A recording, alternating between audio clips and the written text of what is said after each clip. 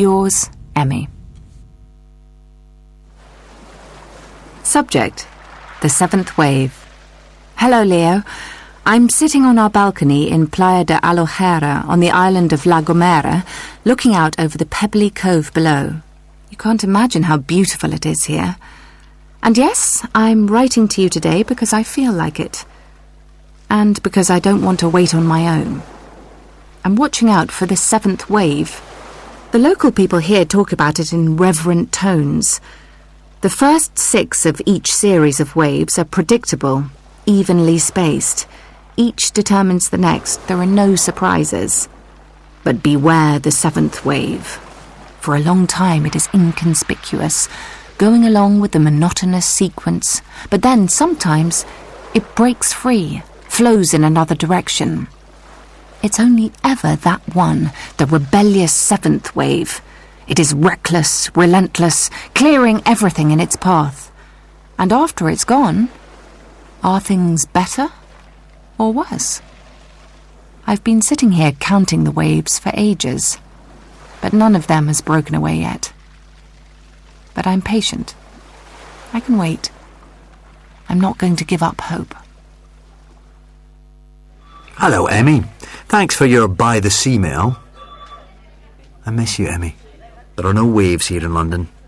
I'm not waiting for anything, except an email from you. Subject: a fresh start. Dear Leo, everything's fine, don't worry. I'm back home. Bernard and I are trying to move forward. We had a nice holiday together. We know what we mean to each other. We know it's not everything, but now we also know that it doesn't have to be everything. Bernard also knows I've been writing to you again, and that we've finally met. I've told him I want to remain friends with you. Online, at least. Correspondence. Okay? Love, Emmy. P.S. You've been living this new calm life of yours for some time now, and you haven't told me a thing about it. A loyal pen friend has a right to know. Does Pam feel at home in your flat? Does she have granola for breakfast and eat cheeseburgers? How do you spend your evenings? Does she wear thongs or big Boston bloomers? How often do you have sex? How long does it take her to blow-dry her long blonde hair? Does she write you emails? Are you very much in love with her? For breakfast, Pamela has Boston white coffee and bread with jam but without butter. We have sex all the time, Emmy. It's non-stop, I'm telling you, which, incidentally, makes your question about what underwear she wears rather redundant. In fact, it's really quite hard to find time to write platonic emails to you, what with all this sex. And in our rare coital breaks, she blow-dries her knee-length flowing blonde hair, which takes at least half an hour. And now, I must get some work done. Have a nice afternoon, Emmy. Leo. That was quite a good answer, Leo. It had a certain pizzazz. Have a nice afternoon yourself. P.S. You haven't told me if you're very much in love with her. Are you? You're not going to get an answer out of me with these Emmy-ish interrogation methods, my dear. You never told me what exactly you concluded about your love for Bernard, salvageable or otherwise. And what does he feel about our continuing correspondence? Please don't underestimate Bernard, Leo. He stopped thinking of you as a rival some time ago. We are conducting what you might call a partnership of convenience nowadays, however uninspiring that may sound. I'm very happy for you, Emmy. And may I ask, shall we meet for a coffee sometime to discuss our new calm lives? If you feel like it, that is. Are you free one day next week? Hello? Leo? Are you still looking at your diary? I made a big mistake last night. I told Pamela about you. I'll be in touch again as soon as I can. Don't wait to hear from me. Love, Leo. Oh, Leo. Why do you always do rational things at the most irrational times? Okay, I won't wait.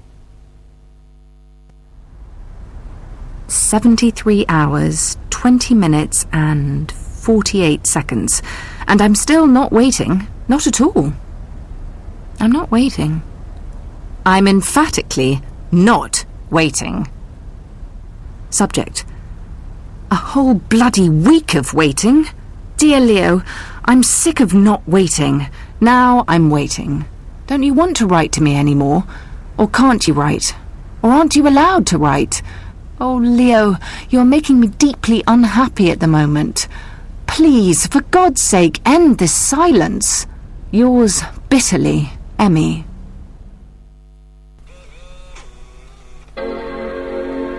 Hi, Leo. My therapist suggests that we meet to talk to get what she calls closure. In anticipation of your immediate response, yours, Emmy. Dear Emmy, please, just give me more time. Love, Leo. Leo, it has now been 6 days, 3 hours and 43 minutes. I just wanted you to know that I'm not yet lost to you. Much love, Emmy. P.S. What exactly did you tell Pamela, about the two of us? Did you tell her any of the tricky bits? Like that you've fled to Boston to protect my marriage? That we've met offline? That we even had sex once? Everything. The lot. Are you crazy, Leo? Did you even tell her what I gave you as a souvenir? If not, why not? No.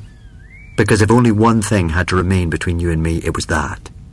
My greatest and most beautiful secret. Nicely put, Leo. Please, Emmy, be patient with me. In a week's time, I'll tell you everything. Subject. Time's up. Tomorrow your week will be up. So how is everything? Love, Emmy. Subject. Everything is over. Dear Emmy, Pamela and I have split up. She's flying to Boston on Monday, alone. That is everything. That's quite a lot, I have to say. But it can't be everything. Do you want to meet? Have a shoulder to cry on? I can be there for you. I feel like being there for you. All my love, Emmy. Subject. Point of contact.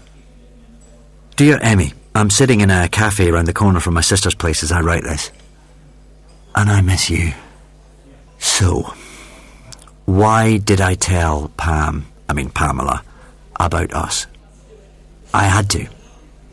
I came to the point where I had no choice. It was your point that did it, Emmy. It's the place where you accidentally touched me on our first meeting, which is preserved for all eternity. Months later, at our notorious 5-minute encounter just before Pamela arrived, you gave me a souvenir. Did you have any idea what it would lead to? Shh, you whispered. Don't say anything, Leo. Not a word.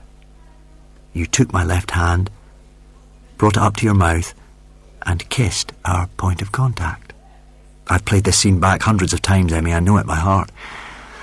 So, my left hand began to avoid Pamela's body, protecting its secret inside a clenched fist.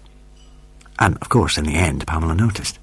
One evening, she made a grab for my unwilling left hand, trying to turn it into a game. But finally, I realised I wasn't going to be able to hide this anymore. Hide us. And I opened my fist, and the floodgates opened with it. And a wave broke free, changing everything. Dearest Leo, I feel so sorry. I would so much like to embrace you right now and never let you go. You are so sweet and so unbelievably lacking in any talent for affairs of the heart. But I've got to calm myself now. I'm taking the kids out to a movie tonight. See you very soon, Emmy. P.S. In fact, how about next Thursday at 7:30 p.m, Ristorante Impressione, at a table for two in the corner, booked in the name of Rother. Done.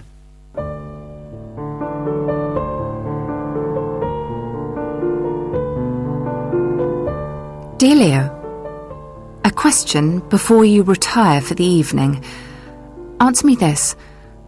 After you kissed me so passionately on your doorstep tonight, did you want me to come up to the flat or not? I would have said yes. Really? Really? Emmy, as it was an overwhelming evening. Sleep well, my love. I'm going to shut down now, close my eyes, and dream of you. Sleep well, my sweet. Oh, I did just want to point out that you didn't once mention Bernard over dinner. Night-night, Emmy. Good morning, my love. You didn't mention Bernard either last night, I noticed. And surely he's your concern, not mine. Or maybe that doesn't come into it now, as he knows all about us. I'm not entirely clear on how to interpret a partnership of convenience. Maybe the only way to preserve this feeling, this sense of riding that seventh wave, is if we refrain from talking or writing about it. Love, Leo. Dear Leo, I know you don't want to write, but I've got a burning question. What do you want? You. But what do you mean by you? Do you mean you want to keep exchanging emails with this you? Or keep you as a special point of contact on your palm, adoring you, kissing you? Everything you. And now I've got to ask you, would you divorce Bernard? No. All right then. Forget it. Don't just say all right then, silly. Ask me why not. It's up to me to ask you what I ask you. So, why wouldn't you get a divorce, for God's sake? Because I'm already divorced. Since 11:33 a.m. on 17th of November last year. You may recall that unpleasant time. This was the period after I announced the end in big letters. That was when I moved out. And that's when Bernard and I finally drew the right conclusions. I was going to mention this to you, but then Pam got in the way. She was practically there on your infamous doorstep, and somehow I didn't think it would be good timing. Was I right? Whoa, hang on, Emmy. You and Bernard went on holiday to the Canaries for that idyllic wave-watching holiday. And then you moved back in with him, I thought. We came to a domestic arrangement for a common purpose.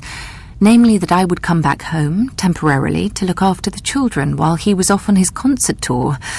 It also meant that I was no longer sitting in the Leo waiting room staring at the computer screen in this little flat with the blank walls. And now what? And... deep breath. Now you can ask me whether I'd like to come over to your place. Come over to my place. Please, Emmy. Right now.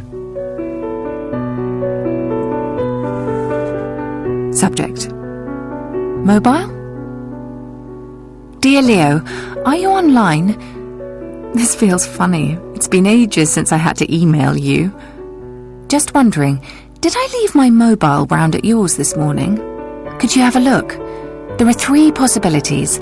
1, dressing gown pocket. 2, black jeans in the wash basket. 3, on the chest of drawers in the hall.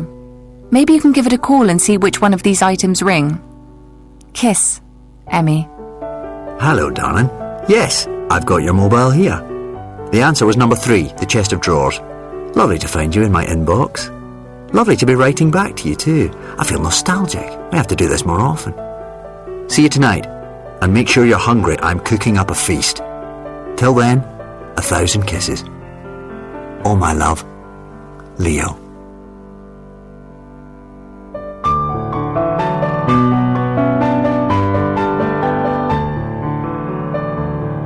In Every Seventh Wave by Daniel Glattauer, David Tennant played Leo and Emilia Fox, Emmy. Every Seventh Wave was produced and directed by Clive Brill.